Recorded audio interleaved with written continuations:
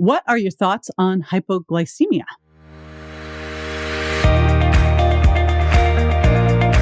This is JJ Virgin, four-time New York Times bestselling author, celebrity nutrition expert, and fitness Hall of Famer. I've been on a lifelong quest for answers to the toughest health questions. And now I'm sharing what I found with you. Welcome to Ask the Health Expert. Aunt D. Flip from Instagram asks, what are your thoughts on hypoglycemia? I've had Hashimoto's for 10 years. I've reduced my TPO antibodies from 600 to 67 since starting the paleo shakes and going dairy-free 2 years ago. I love that. Yeah, you. My doctor said my lab work repeatedly shows me being hypoglycemic. I follow the sugar impact diet, so just curious how I can be more successful while fighting off these frequent urges to eat something. Great question. Lots of thoughts there. I will be right back to answer the questions. Stay with me.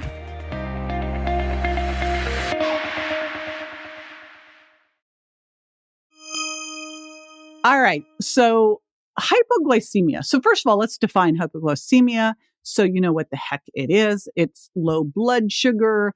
And it occurs when the level of sugar, glucose in your blood drops below normal. So that's generally considered if it goes below 70. However, it's interesting. I have a girlfriend, Dr. Rita Marie Lascalzo. I love the way she talks about blood sugar. You might want to check her out. I did a podcast with her about this. It's just incredible. She talks about functional blood sugar testing. She finds that she feels fine at 65. So first off, I love the way she does functional blood sugar testing where you get and now you can get yourself a continuous blood sugar monitor and start to watch yourself and see how you feel. Because the first thing I want to know, Aunt, is are you really hungry or is it Pavlovian? Have you trained yourself to be hungry? So that's the first thing. Now, if you have elevated blood sugar and elevated insulin and you cannot access stored fat for fuel, then you may legitimately be hungry. If you're having any of those symptoms of hypoglycemia, irritated, clammy, shaky, etc., same thing. But what we can do is watch your functional blood sugar and start to see how your body responds to the different foods you're eating. I mean, that's the ultimate sugar impact diet, right? Checking that. And where you tend to be at fasting.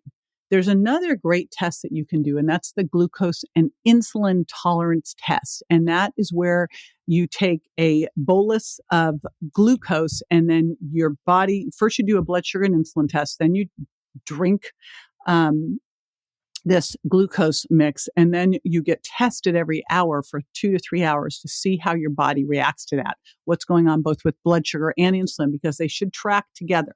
So that's the other thing that you can do to look at this to see what is going on and where your issues are. But again, functionally, if you're watching through a continuous blood sugar monitor and you can start to see if different foods are impacting you and what you need to do, that could be super helpful too. Here's a couple important things that help. Number one, make sure fiber is your super duper friend here because it slows down the blood sugar response to a meal. So we want to make sure that a meal is low sugar impact in terms of carbs. So that's things that are more non-starchy vegetables, wild rice, squashes for your carbohydrates with some protein and some healthy fats and loads of fiber. That will slow down the blood sugar response. Other things that can help with that, vinegar is super helpful here. In fact, vinegar can operate like the drug metformin to sensitize your insulin receptors. So this is pretty amazing. So vinegar with your meal, lemon juice before your meal lowers the blood sugar response to the meal. Cinnamon with your meal can help with balancing blood sugar as well. And none of these things are icky things. I mean, like use more vinegar on your salad. You can even just throw a little apple cider vinegar and water and drink it before the meal. Or lemon juice. That's my preferred way to do it.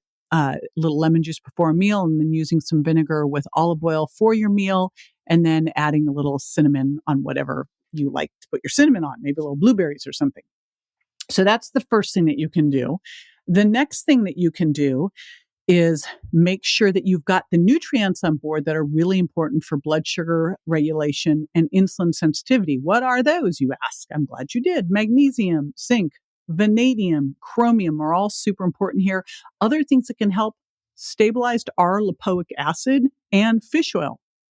Fish oil can help resensitize your insulin receptors. And super key critical here, vitamin D. I know I talk a ton about vitamin D and its importance in the immune system, but vitamin D3 taken with K1 and K2, really important here for improving insulin sensitivity. Now, lifestyle things that are critical here. Sleep. One poor night of sleep and you're more insulin resistant the next day. So getting a good quality sleep night after night is super important. The next thing beyond sleep is stress. Stress is going to raise your blood sugar. So I know, it's one of those things is like, don't stress. It's like, ha, ha, ha. We're living in a world crazy right now with stress. So what you're going to have to do is change your ability to handle stress. So I'm going to do a couple shout outs. One is to my buddy, Nick Ortner. He has in the App Store, the Tapping Solution app. It is free. So you can use that. Tapping lowers stress hormones by 27%. There's not a drug or medication that does that. And it's free. And then the other one is Ziva meditation with my girlfriend, Emily Fletcher. That is another great thing. And then, of course, some high intensity interval training can train your sympathetic nervous system to handle stress better. So dealing with stress, getting good sleep. Next one there that is really important is doing resistance exercise. That's one of the easiest ways to improve insulin sensitivity quickly is at the level of the muscle. And you can do that with resistance exercise. And then you'll also get the benefit of looking better too. How much do we like that? Let me just make sure I've covered everything. Oh, one other thing here, and kind of you can tell if you have an issue with blood sugar. Is are you able to go 4 to 6 hours between meals with steady, sustained energy? Or do you all of a sudden 2 hours after eating, you get shaky and irritable, etc.? You should literally be able to go, did I eat today? That's where you want to be. That shows that you're able to be a fat burner and not a sugar burner. And then the other thing that you want to look at is, can you do a 12-hour overnight fast? Stop eating at least 3 hours before bed, wake up and go an hour before you need to eat in the morning or so.